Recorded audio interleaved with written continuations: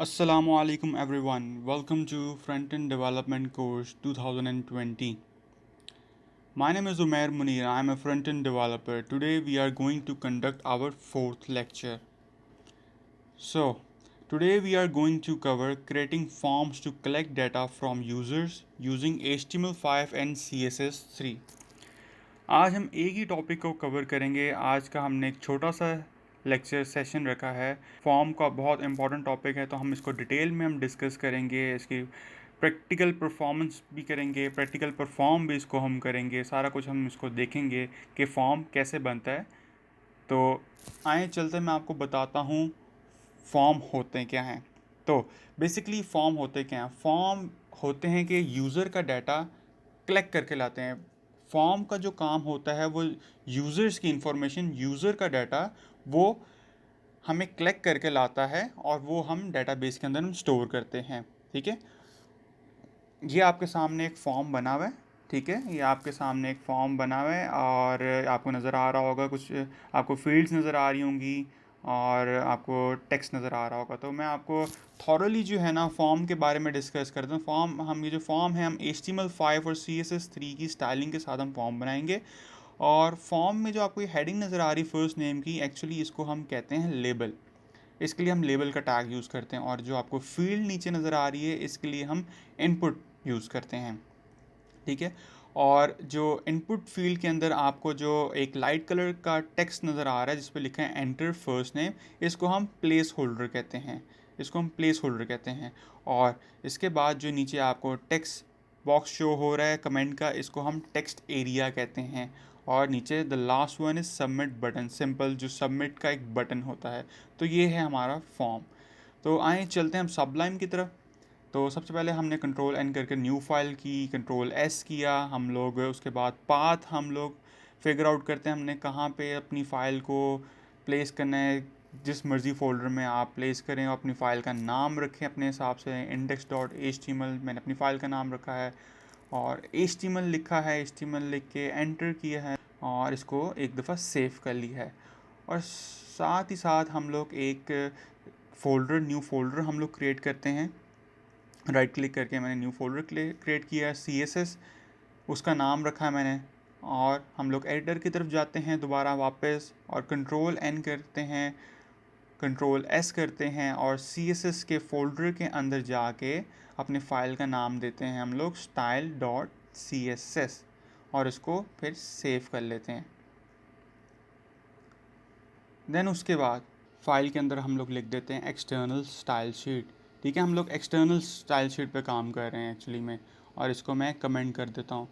फिर अब हम आते हैं, इसको सेव कर देते हैं साथ ही साथ हम। और इसके बाद हम आते हैं अपनी इंडेक्स की फ़ाइल के अंदर, index.html फाइल के अंदर हम लोग इसके बाद आते हैं। तो जैसे कि मैंने आपको लास्ट लेक्चर में बताया था, हम लोग हेड फाइल के अंदर CSS की फ़ाइल का हम लोग पाथ डिफ़ाइन करते हैं CSS की फ़ाइल के अंदर। तो यहाँ पे लिंक का टैग लगाता है और href के अंदर हम लोग पाथ डिफ़ाइन करते हैं। तो हमारा पाथ क्या बनता है? हमारा पाथ बनता है CSS फोल्डर नेम और उसके अंदर स्टाइल फाइल नेम। ठीक है, राइट क्लिक करके हमने रीनेम किया, रीनेम करके हम लोगों ने उसे कंट्रोल C किया।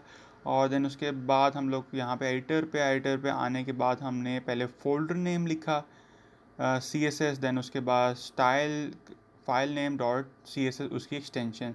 So the first one is folder name, second one is file name and the last one is extension dot CSS उसकी एक्सटेंशन है। मैंने सबलाइम को और PPT फाइल को एक साथ ही खोली ताकि हम डिज़ाइन देख सकें। फॉर्म के लिए हम फॉर्म का टैग यूज़ करते हैं हम लोग, और फॉर्म के टैग के अंदर हम लोग सबसे पहले लेबल का टैग लगाएंगे। लेबल के टैग के अंदर हम लोग लिखेंगे फर्स्ट नेम।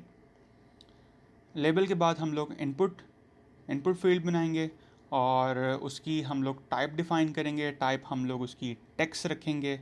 ठीक है, TEXT टेक्स्ट। नेम में हम लोग लिख देंगे फर्स्ट नेम स्मॉल लेटर्स के अंदर। और इसके बाद एट्रीब्यूट एक लगाएंगे प्लेस होल्डर का। एक प्लेस होल्डर का एट्रीब्यूट लगाएंगे, जो मैंने आपको बताया था लाइट ग्रे कलर का जो लिखा हुआ टेक्स्ट वो प्लेस होल्डर होता है। तो प्लेस होल्डर के लिए हम प्लेस होल्डर का हम लोग एट्रीब्यूट लगाते हैं और उसके अंदर हम लोग सिंपली हम एक स्टैटिक टेक्स्ट लिख देते हैं एंटर फर्स्ट नेम।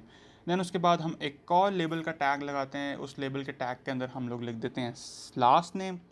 और हम इनपुट फील्ड बनाते हैं टाइप उसकी टेक्स्ट रख देते हैं, और नेम उसका जो है हम स्मॉल लेटर्स के अंदर लास्ट नेम हम लोग लिख देते हैं, और साथ ही उसका प्लेस होल्डर का एट्रीब्यूट लगाते हैं। हम प्लेस होल्डर के एट्रीब्यूट के अंदर हम लोग एंटर सेकंड नेम लिख देते हैं।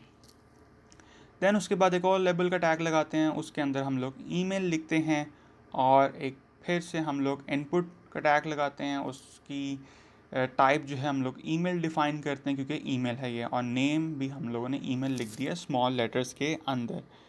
देन उसके बाद एक और लेबल का टैग लगाया, उसके अंदर हम लोगों ने कमेंट लिखा, ठीक है। और देन उसके बाद हमने लेबल के बाद जैसे हमने बाकी सारों में इनपुट लिखा है, इनपुट फील्ड बनाई है, इनपुट फील्ड नहीं है, ये हमारा कमेंट बॉक्स है। कमेंट बॉक्स के लिए हम लोग टेक्स्ट एरिया यूज़ करते हैं, और टेक्स्ट एरिया के टैग के अंदर हम लोग एक एट्रीब्यूट डिफाइन करते हैं रोज़ का, ठीक है, कितनी रोज़ पे होना चाहिए ये।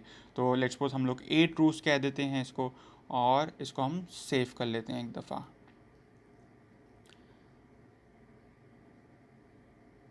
उसके बाद हम लोग स्टाइल शीट में आते हैं। स्टाइल शीट्स के अंदर कुछ हम इसकी स्टाइलिंग कर लेते हैं, ठीक है, थोड़ी लुक एंड फील बेहतर करने के लिए इसकी। तो सबसे पहले हम लोग लेबल को हम स्टाइल करते हैं। लेबल की हम प्रॉपर्टीज़ हम डिफ़ाइन कर लेते हैं, लेबल की स्टाइलिंग करते हैं। तो लेबल में हम आते हैं तो सबसे पहले हम लोगों ने इसको डिस्प्ले ब्लॉक की प्रॉपर्टी लगाई। डिस्प्ले ब्लॉक की प्रॉपर्टी इसलिए लगाई कि ये एक इटसेल्फ एक ब्लॉक एलिमेंट बन जाए, अपना एरिया कवर कर ले, एक ब्लॉक लेवल एलिमेंट बन जाए, अपनी स्पेस ऑक्यूपाई कर ले। फॉन्ट साइज हम लोगों ने इसका 20 पिक्सल कर दिया है, और फॉन्ट वेट फॉर बोल्डनेस होता है कि बोल्डनेस थिकनेस कितनी आपने रखनी है, तो फॉन्ट वेट हम लोगों ने इसका बोल्ड डिफ़ाइन कर दिया है। देन उसके बाद नेक्स्ट प्रॉपर्टी हम लोगों ने इसकी डिफ़ाइन की है मार्जिन बॉटम माइनर सी आपने 5 पिक्सल दे देनी है, लिटिल बिट माइनर सी आपने 5 पिक्सल हम लोगों ने मार्जिन बॉटम इसकी डिफ़ाइन करती है। और देन उसके बाद ये हमारा हो गया लेबल का। लेबल के अगेंस्ट हम लोगों ने प्रॉपर्टीज़ डिफ़ाइन कर दी हैं, और कुछ रह तो नहीं गया लेबल, आई गेस सारा कुछ डिफ़ाइन हम लोगों ने कर दिया लेबल के अगेंस्ट। लेबल कलर रह गया, कलर हम लोगों ने इसका ब्लैक डिफाइन किया है, ठीक है। 000 is for black colour, solid black colour. और हम हेक्सा कोड लगाते हैं, तो हेक्सा कोड हम लोग यूज़ करते हैं फॉर कलर कम्बिनेशन, तो हम उसके साथ हैश लगाते हैं हमेशा।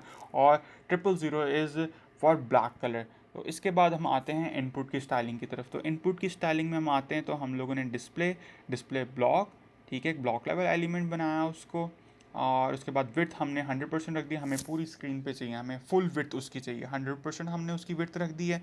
देन उसके बाद हम लोग इसका हम फॉन्ट साइज़ डिफ़ाइन कर देते हैं। फॉन्ट साइज़ हम लोगों ने इसका 18 पिक्सल रख लिया, थोड़ा सा छोटा रखा हमने लेबल से।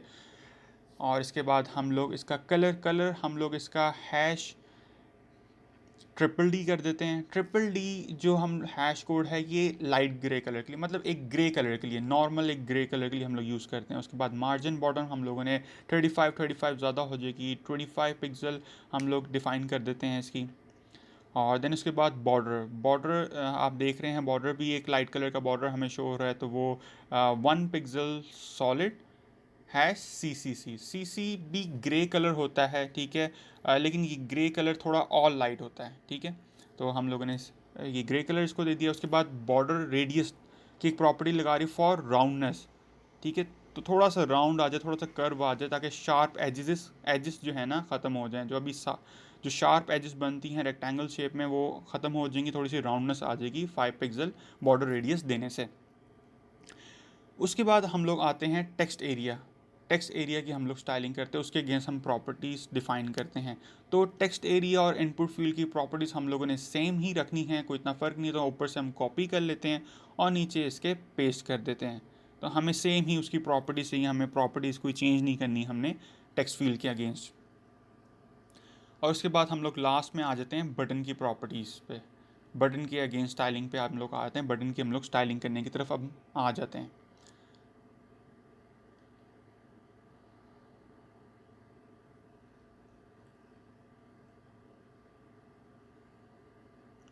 तो बटन में हम बटन देखेंगे, बटन कैसे का बना हुआ है। बटन में एक्चुअली सीन ये है कि हम लोग सबसे पहले बटन की जो प्रॉपर्टी डिफ़ाइन करते हैं वो कलर इसमें बटन का है वाइट।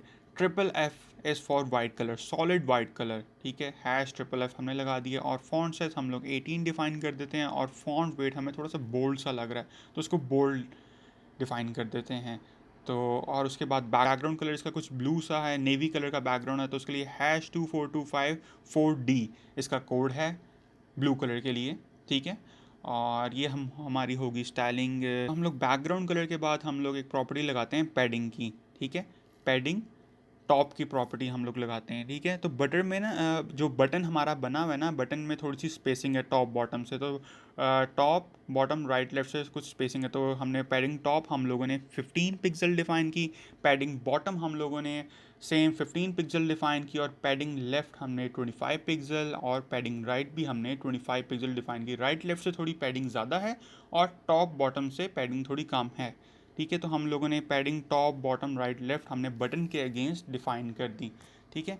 और इसके साथ बटन और इनपुट फील्ड में भी कुछ पैडिंग है जो हमने नहीं लगाई, तो यहीं से हम पैडिंग को कॉपी कर लेते हैं, और कॉपी करने के बाद हम लोग इनपुट फील्ड में जाके हम लोग पेस्ट कर देते हैं, क्योंकि उसमें भी कुछ पैडिंग्स हैं, स्पेसिंग हैं जो हमने ऊपर डिफ़ाइन नहीं की, इसको साथ ही हम लोग डिफ़ाइन कर देते हैं नीचे से कॉपी करके। लेकिन बटन में पैडिंग ज़्यादा यूज़ हो रही थी, तो हम लोगों ने बटन के अगेंस्ट बटन में पैडिंग ज़्यादा यूज़ हो रही थी, तो इनपुट फील्ड में पैडिंग कम यूज़ हो रही, तो थोड़ी थोड़ी से हम इसके जो है ना पिक्सल्स कम कर देते हैं, जैसे कि 15 से 10 कर देते हैं हम लोग लेफ़्ट टॉप बॉटम से, और लेफ़्ट राइट से हम लोग इसको 25 से 15 कर देते हैं इसकी पैडिंग इनपुट के अगेंस्ट, ठीक है। और यही प्रॉपर्टीज़ कॉपी करके हम लोग टेक्स्ट एरिया में पेस्ट कर देते हैं, ताकि सेम हो जाए, कोई डिफरेंस ना रहे इनमें, ओके। देन उसके बाद हम लोग एक दफ़ा इसको टेस्ट करके देखते हैं, एक दफ़ा ब्राउज़र में चला के देखते हैं कि एक्चुअली हो क्या रहा है। तो ब्राउज़र में हम लोग रन करके देखते हैं, देखिए हमारा फील्ड्स बन गई हमारी, और उसके अगेंस्ट हमारी प्रॉपर्टीज़ डिफ़ाइन होगी, मतलब कि स्टाइल्स की प्रॉपर्टीज़ डिफ़ाइन हो चुकी हैं फिर। तो आप देख रहे हैं कुछ बेहतर से आपको लुक नज़र आ रही है आपको। तो इनपुट फील्ड्स आपकी बन गई, कर्वनेस भी आ गई है, और बॉर्डर कलर भी आ गया है, और बोल्डनेस भी आपको शो हो रही है अपने लेबल के अंदर, ठीक है। ये आपको फुल विड्थ आपको फॉर्म नज़र आ रहा है, ठीक है। फुल विड्थ हमने फुल विड्थ 100% डिफाइन किया था, तो हमें फुल विड्थ फॉर्म नज़र आ रहा है। अच्छा, इसमें एक बटन मिसिंग है, तो हम लोग बटन लगाना भूल गए, बटन की HTML करना हम लोग स्किप कर गए। तो इसके बाद हम लोगों ने टेक्स्ट एरिया के बाद बटन भी लगाना था, तो हम लोग को स्किप कर गए, तो बटन लगाते हैं। तो बटन का टैग लगेगा, और टाइप इसकी सबमिट होगी, ठीक है। बटन की टाइप हमने सबमिट रखनी है हमेशा, और इसके अंदर इसके टैग के अंदर हम लोग इसका टेक्स्ट लिख देंगे सबमिट, ठीक है। और इसको हम सेव कर लेते हैं, ब्राउज़र में जाके रिफ़्रेश करते हैं, तो ये हमें बटन शो हो गया। तो बटन को अगर हम देखें, तो इसकी जो बॉर्डर हैं बहुत शार्प से शो हो रहे हैं, और बॉर्डर भी आ रहा है, ठीक है। CSS में हम लोग जाते हैं, ठीक है। CSS में बटन के अंदर जाके हम लोग बॉर्डर जो है हम लोग ज़ीरो कर देते हैं, और बॉर्डर रेडियस जो है ना हम लोग 5 पिक्सल कर देते हैं, ताकि इसकी शार्पनेस जो है ना, इसके एजेस जो है ना वो थोड़े से कर्व हो जाएं। और इसको रिफ़्रेश करते हैं, देखें अब थोड़ा सा इसकी लुक एंड फील काफ़ी हद तक बेहतर हो चुकी है, बटन की डिज़ाइन से मैच करें काफ़ी हद तक बेहतर हो चुकी है। अच्छा, अगर हम डिज़ाइन में जाएँ, तो डिज़ाइन के अंदर थोड़ी सी और चेंजेस हैं। डिज़ाइन में अगर हम देखें, तो बॉडी में हमें ब्लू कलर शो हो रहा है, डार्क ब्लू कलर, ठीक है। और बॉडी के ऊपर फिर एक वाइट कलर का बॉक्स आता है, जिसके अंदर फॉर्म शो हो रहा है, ठीक है। ये मैं आपको हाईलाइट करके दिखाता हूँ, फिर उसके अंदर हमारा फॉर्म शो हो रहा है। तो इस तरह का हम कुछ करके देखते हैं, ताकि इसकी लुक एंड फील और बेहतर और मज़ीद बेहतर हो सके। तो आते हैं अपनी स्टाइल शीट की तरफ, एडिटर में आते हैं, स्टाइल शीट में आते हैं अपनी, और हम लोग क्या करते हैं, बॉडी के अगेंस्ट हम लोग प्रॉपर्टीज़ डिफ़ाइन करते हैं, और स्टाइल शीट में जाते हैं, और बॉडी को हम लोग लिखते हैं, और बॉडी के अगेंस्ट हम लोग बैकग्राउंड कलर की प्रॉपर्टी लगाते हैं #24254D की। वही जो हमने बटन का कलर रखा था, वही सेम बैकग्राउंड कलर हम लोगों ने डिफ़ाइन किया बॉडी का। और देन उसके बाद इसके साथ साथ हम लोग फॉर्म की स्टाइलिंग भी करते हैं, फॉर्म लिखते हैं, फॉर्म के अंदर प्रॉपर्टीज़ हम लोग डिफ़ाइन करते हैं। हम लोग इसका बैकग्राउंड कलर वाइट है, तो हम लोग #FFF लिखेंगे, और इसके बाद इसका बॉर्डर जो है, बॉर्डर रेडियस हम लोग 5 पिक्सल लिख देते हैं, ताकि इसकी शार्पनेस भी ख़त्म हो जाए, कर्व आ जाए इसके अंदर। और पैडिंग की प्रॉपर्टीज़ हम लोग नीचे से कॉपी करके यहाँ पे इसके अंदर पेस्ट करते हैं, लेकिन इसमें पैडिंग ज़्यादा यूज़ हो रही है तो हम उसके पिक्सल्स वगैरह इम्प्रूव कर लेंगे, इंक्रीज़ कर लेंगे। तो पैडिंग टॉप जो है हम लोग इसकी 30 पिक्सल कर लेते हैं, और सेम जो है पैडिंग बॉटम भी हम 30 पिक्सल कर लेते हैं। पैडिंग लेफ़्ट राइट जो है वो ज़्यादा इसके अंदर आ रही है, तो हम लोग लेट्स सपोज हम लोग 100 कर देते हैं दोनों को, पैडिंग लेफ़्ट को भी पैडिंग राइट को भी 100 पिक्सल डिफ़ाइन कर लेते हैं और सेव कर लेते हैं इसको। देन उसके बाद हम लोग मार्जिन की प्रॉपर्टीज़ लगाते हैं, ठीक है। मार्जिन की भी प्रॉपर्टीज़ उसी तरह की होती हैं जिस तरह पैडिंग की प्रॉपर्टीज़ है। जिस तरह पैडिंग के अंदर टॉप बॉटम राइट लेफ्ट है, इस तरह मार्जिन के अंदर भी टॉप बॉटम मार्जिन के अंदर भी टॉप बॉटम राइट लेफ़्ट की प्रॉपर्टीज़ होती हैं। तो हमने मार्जिन टॉप हम लोगों ने 25 पिक्सल डिफ़ाइन किया, मार्जिन बॉटम भी हमने 25 पिक्सल सेम डिफ़ाइन किया। देन उसके बाद मार्जिन हम लोगों ने लेफ़्ट जो है वो 50 पिक्सल डिफ़ाइन किया, एंड देन मार्जिन राइट हम लोगों ने 50 पिक्सल डिफ़ाइन कर दिया। और इसको हम एक दफ़ा सेव कर लेते हैं। सेव करने के बाद हम लोग ब्राउज़र में रन करके देखते हैं, रिफ़्रेश करते हैं इसको, तो ये देखें बहुत बेहतर सा हमें एक इंटरफेस शो हो रहा है। इसकी थोड़ी सी लुक एंड फील और मज़ीद बेहतर हो चुकी है फॉर्म की।